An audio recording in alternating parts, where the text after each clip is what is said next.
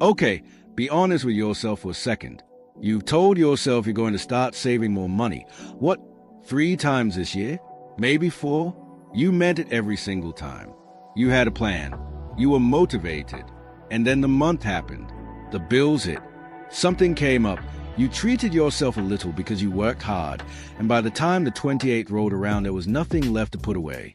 And the story you tell yourself afterward is always the same. I just need more discipline. I need to try harder.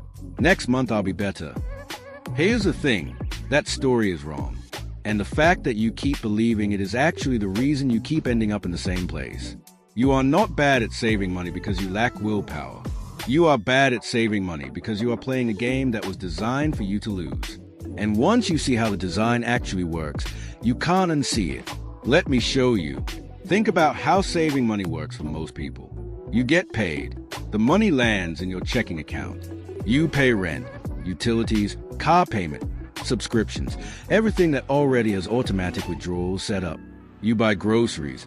You go out a couple times. You live your life. And then at the end of the month, you look at what's left and you save that. That's the system. That's how most people do it. And that system has a name. It's called pay yourself last.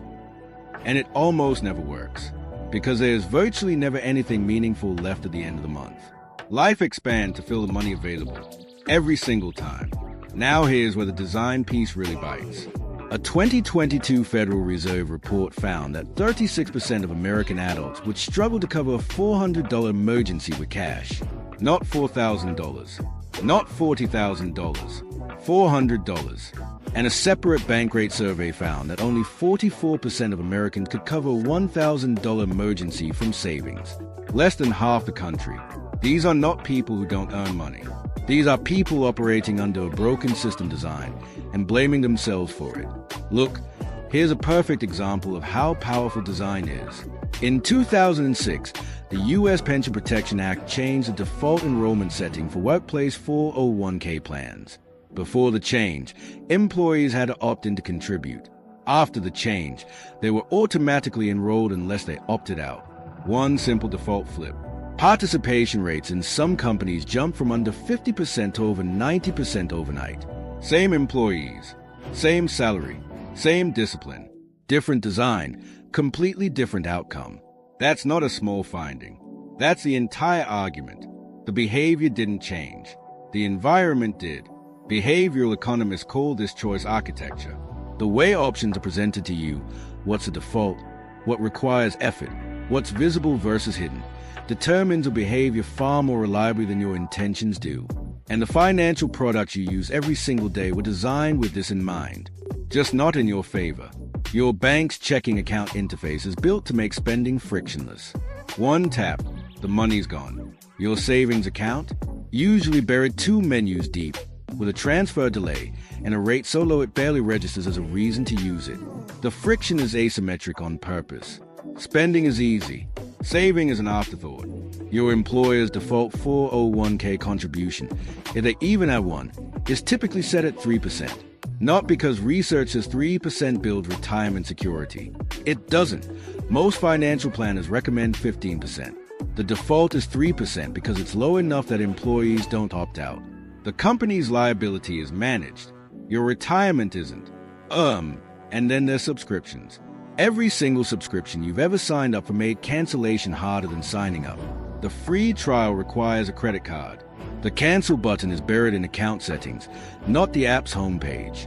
The confirmation screen asks, "Are you sure?" twice. This is not accidental UI design. This is friction, deployed deliberately to exploit the fact that humans default to inaction. So here's the metaphor that makes this click. Imagine you're trying to eat healthier, and every morning you wake up, your kitchen counter has a donut on it.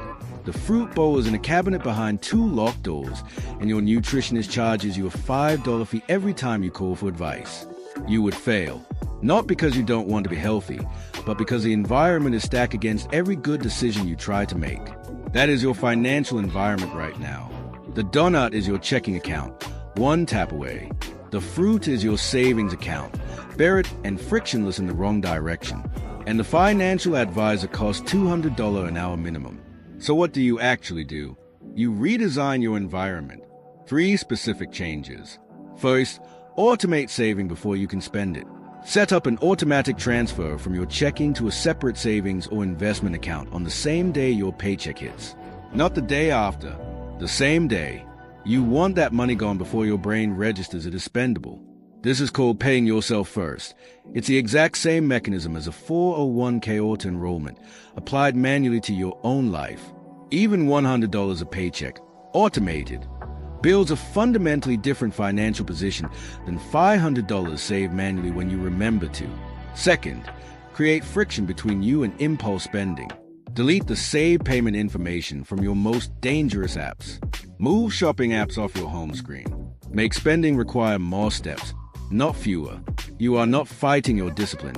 You are redesigning the environment so discipline is less necessary. This is exactly what companies do in reverse. You're just doing it for yourself. Third, raise your 401k contribution by 1% today. Not 5%, not the full recommended 15%. 1%. You won't feel it in your paycheck, but set a calendar reminder to raise it by another 1% in 3 months, and another in 3 months after that.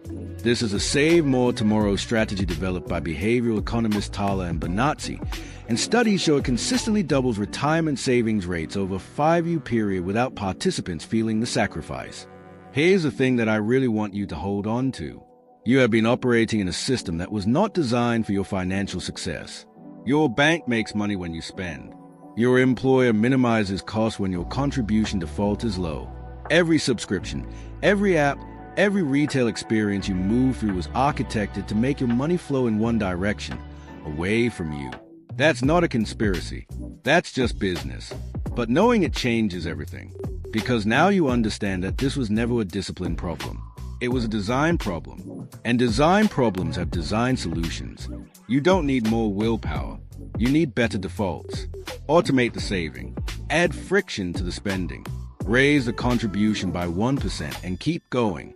The environment you live in financially is not fixed. You built it by default. Now rebuild it on purpose. That's the whole thing.